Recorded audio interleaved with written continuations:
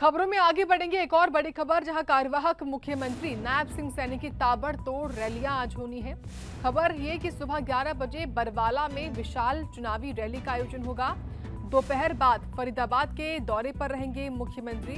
टेगांव और फरीदाबाद में चुनावी जनसभा में शिरकत करेंगे। बीजेपी प्रत्याशियों के समर्थन में वोटों की अपील करेंगे।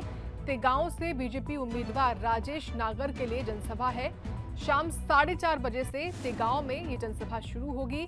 बीजेपी प्रत्याशी सतीश फागना के लिए भी जनसभा। तो शाम को 5:30 बजे फरीदाबाद एनआईटी में भी चुनावी जनसभा होनी है।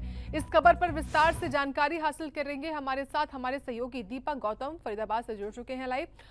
दीपक, हालांकि कार्यवाहक सीएम तो लगातार एक्शन मोड में है, ताबड़तोड़ रैलियां उनकी जारी है, लेकिन आज खास तौर से फरीदाबाद में उनकी तमाम जनसभाएं हैं। क्या जानकारी, कार्यक्रमों की शुरुआत कब से होगी, कब तक होगी और सबसे पहली रैली कहां होने वाली है?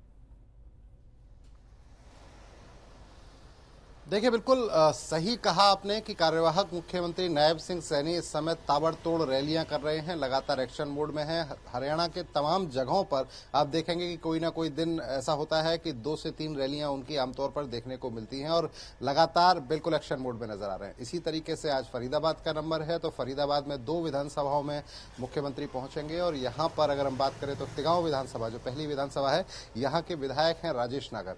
राजेश नागर विधायक रह चुके हैं और इस बार उनके समर्थन में रैली करने के लिए पहुंच रहे हैं। इस्माइलपुर इलाका है जहां रैली करने पहुंचेंगे। जो समय दिया गया है वो लगभग 4 बजे का है और उम्मीद ये की जा रही है कि 4:30 बजे तक मुख्यमंत्री स्टेज पर पहुंचेंगे और टिगांव के लोगों को बताएंगे कि पिछले 10 सालों में क्या काम हुए हैं टिगांव के लिए, क्या काम हुए हैं हरियाणा के लिए, किस तरह से भारतीय जनता पार्टी दूसरी पार्टियों से बेहतर है और इस बार जीतने के बाद क्या वो लोगों के लिए करने वाले हैं। बिल्कुल ये सुनने को मुख्यमंत्री के माध्यम से मिलेगा और इस रैली के तुरंत बाद जैसे ही टिगांव की रैली खत्म होगी वो दूसरी विधानसभा की तरफ निकलेंगे और ये दूसरी विधानसभा जो है ये है एनआईटी विधानसभा। यहाँ से सतीश फागना को टिकट दिया है पार्टी ने, तो इन दोनों जगहों पर जोरदार तरीके से रैली करते हुए नजर आएंगे, जनसभा करते हुए नजर आएंगे मुख्यमंत्री।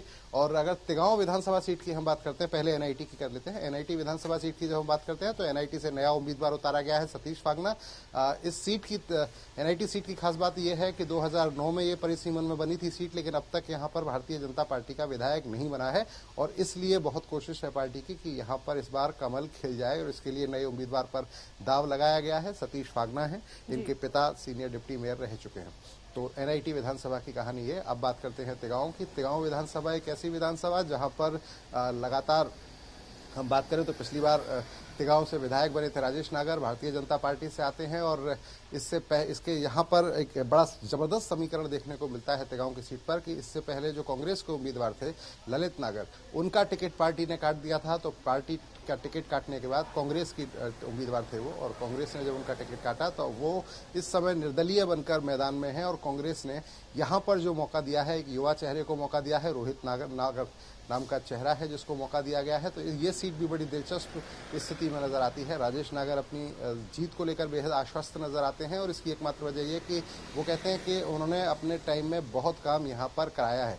पिछले चुनावों की बात करते हैं, 2019 की बात करते हैं, तो इसी टिगांव विधानसभा सीट का प्रचार करने के लिए अमित शाह पहुंचे थे, तमाम वीआईपी लोग यहाँ पहुंचे थे और इस बार भी शुरुआत चूंकि अब हुई है, मुख्यमंत्री पहुंच रहे हैं और इसके बाद जो जानकारी मिल पा रही है कि इसके बाद भी तमाम जो स्टार प्रचारक हैं भारतीय जनता पार्टी के वो टिगांव पहुंचेंगे और राजेश नागर के समर्थन में वहां रैली करते हुए नजर आएंगे और रैली को लेकर तमाम तैयारियां पूरी कर ली गई हैं। हालांकि चूंकि चुनावी माहौल है तो इसको चुनावी जनसभा नाम दिया गया है, लेकिन वो होती रैली ही एक तरह, चूंकि भीड़ के हिसाब से जिस तरह लोग इकट्ठे किए जाते हैं, लोग जिस तरह पहुंचते हैं, तो वहां पूरी तैयारी कर ली गई है। मंच तैयार हो चुका है, तमाम तैयारियां पूरी, सिक्योरिटी के इंतजाम पूरे और अब इंतजार टिगांव के लोगों को, फरीदाबाद के लोगों को ये कि मुख्यमंत्री कब पहुंचेंगे और पहुंचने के बाद क्या बताएंगे, उन्हें किस तरीके से उन्हें पार्टी के पक्ष में वोट देने के लिए अपील करेंगे।